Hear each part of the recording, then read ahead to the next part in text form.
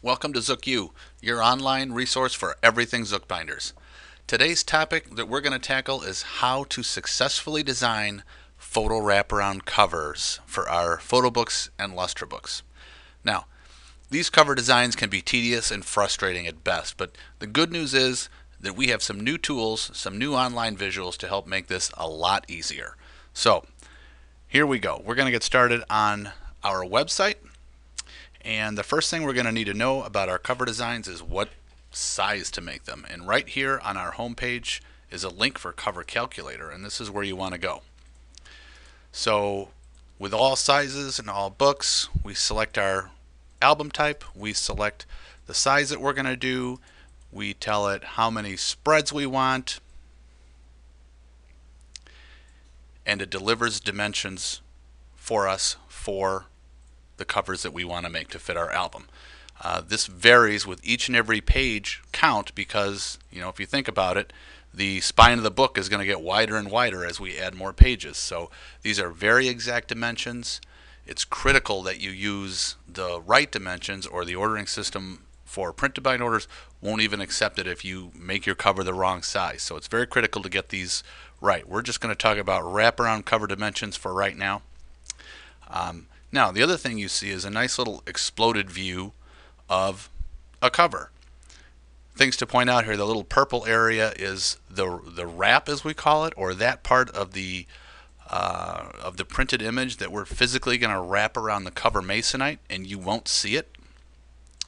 The pinch area right here is what we refer to as the little hinge part. So right here on the picture of this book right here, this little hinge part is what we call the pinch area. The pinch area is generally a ½ inch for most albums. As they get bigger and bigger, there's a certain threshold where this will go to 7/8 of an inch, and we'll show that here. It gives us the width of our spine.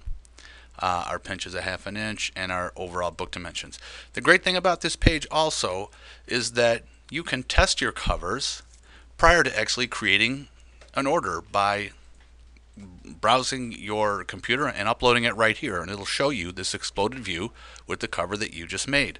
This is particularly nice for rectangular books. Rectangular books are still ordered in rows for Zook binders, and rows doesn't give you any indication if anything is correct or not, so it's nice that you have this resource even for rectangular books. And you get a very similar screen that comes up when you're ordering squares through the online ordering systems at Zook binders.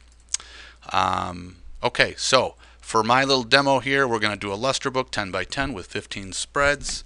So right here we have our dimensions, 22.44 by 11.5. So off we go to Photoshop. This is absolutely not a Photoshop tutorial. I am not a Photoshop guru or anything close to it. I know only enough about Photoshop to be dangerous.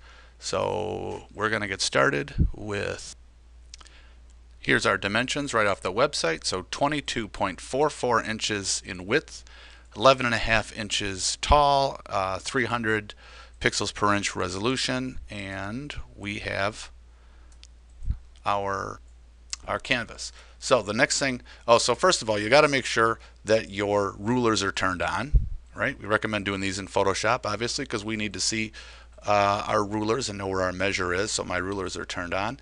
And the first thing I'm going to do is set the guides here in Photoshop to show us this wrap part.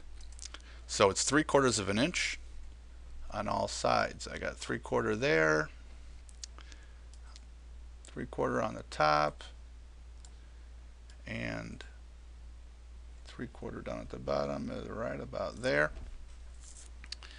My next guide, I'm going to come back to this guy over here in just a minute. The next guide I'm going to put in is the guides for the spine.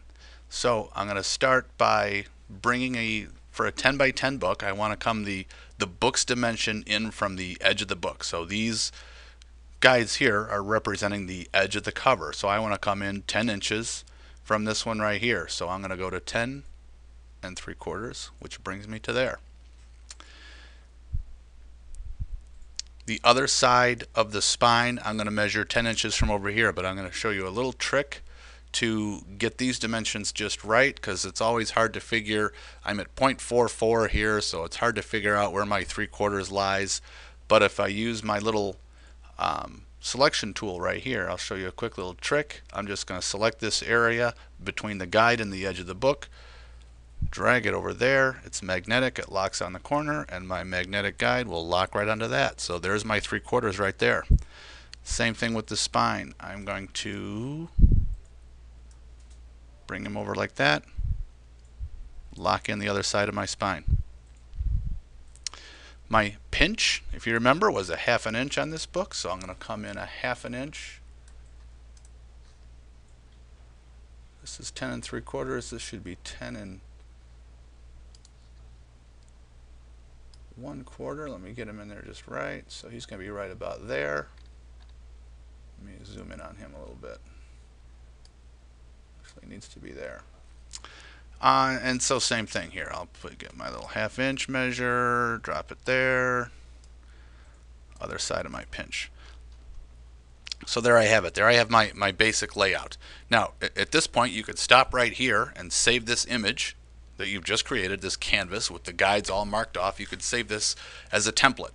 It'll only work for 10 by 10 books that have 15 spreads, but if it's something that you do a lot of, it's great to have this as a great starting point, and then you can just start your design. The next thing I'm going to do is get my cover image, and I have that saved to a folder on my desktop. Here he is. This is a perfect image for one of these wraparound covers because I've got my main subject area over here on the right, and I've got plenty over here on this side to wrap around to the back cover. I'm just going to drag him right in here. And let's see. We want to go full bleed all the way out to the edge of our document. This looks pretty darn great right here, as a matter of fact.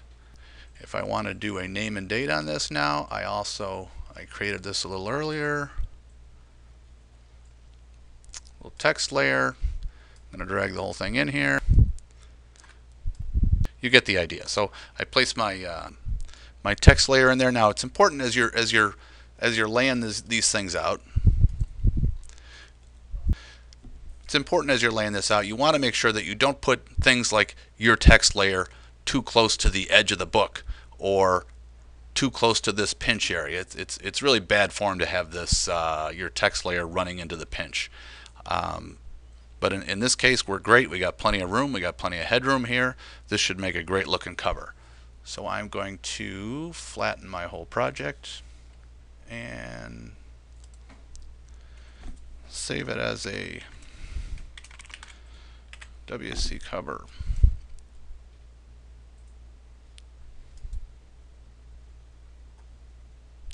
And now we're going to go back to our website now that I've just created this, and we're going to upload it right here so we can see what we get. And I'm going to submit this. Now it's just going to upload it to this page. I'm not in an order or anything like it. I just want to test out my cover. And here it is coming up. So now we can see the layout looks very much just as we had it in Photoshop where our guides were, and it shows us the front and back cover. It might be a little hard to see on the screen capture here, but we do have a little broken line there to show us where our pinch is going to be, and this is going to make a great cover. This is a very good representation of just what covers are going to look like.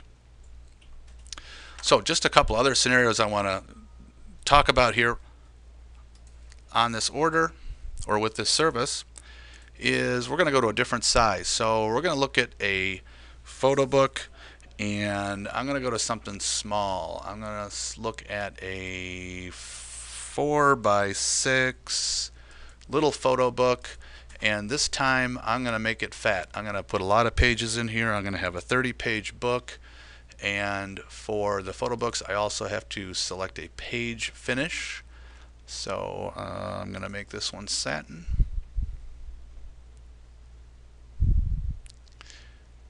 So now we get our measurements up here for our wraparound photo cover. Down here, the first thing we notice is that, wow, this wrap area looks like it's really huge, as does this pinch area and our spine. Why? Because it's a little tiny book. We still wrap the same 3/4 of an inch around the masonites that we do on the large guys. Our pinch now has jumped up to this 7/8 of an inch. This 0.88 is a 7/8 of an inch. So this cover is going to be a little more tedious because there's not quite so much area to work with. And so back here in Photoshop, I'm going to close this guy. And I made already this template already. So this is straight off of our specs page that I was just on. Again, I have my 3/4 of an inch all the way around. I have my spine going in here at 4 3/4 of an inch because it's the book width, 4 inches from the wraparound area to here, to the edge of my spine. And now in this case, it's got to be 7/8 of an inch for the pinch, so that's measured out here and here. Other than that, same thing. I threw in a nice little vertical cover image here. So I'm just going to drag him on top of here. Oh, and he's really big. So we can... And again, I don't want to get too close to the to my guide here. I don't want my groom's head getting chopped off on the top of this book. So I'm going to put that someplace in there. I don't want the couple to be in the pinch too much. I also don't want the image to end right here. You know, in case this doesn't line up just perfectly, I just want to have a little bit of fudge room there. So I like this. This is all nice. I think I'm going to leave that go like that. And so obviously I don't have enough of an image to wrap around this whole cover. So I think what I want to do in this case, I am going to have this whole thing fade to black. So I'm going to turn my background layer black, and then here on my main image, I'm just going to do this kind of a thing. Again, not a Photoshop guru. There's probably a neater way of doing that, but there I have a nice little smooth transition to my black cover. I'm not trying to end it right at this spine or anything like that. This looks pretty nice to me. Again, if I wanted to throw my my name and date in here, I'm going to find that file. Here he is.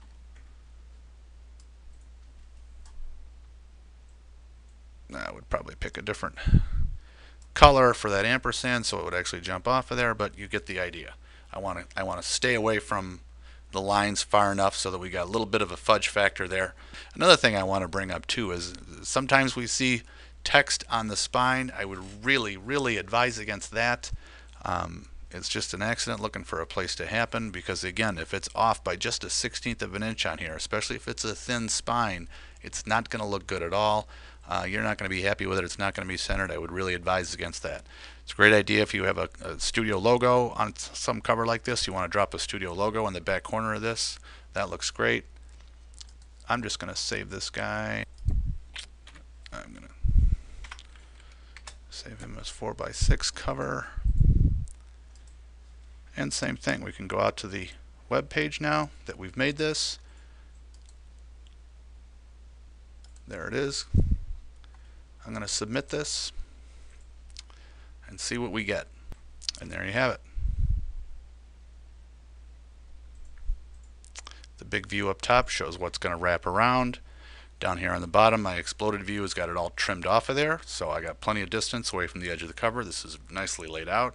I don't mind that the pinch is going to clip the back side of her dress.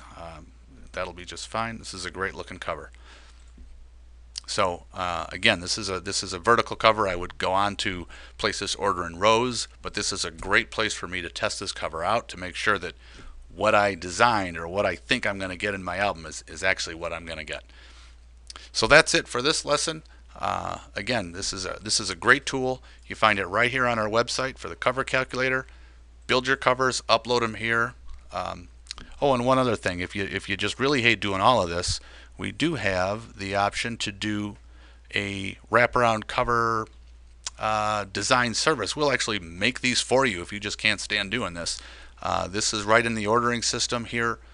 If you start a print to bind order, this is one of the options you see, the wraparound cover service builder. That's it. Thanks for watching, and stay tuned for more videos.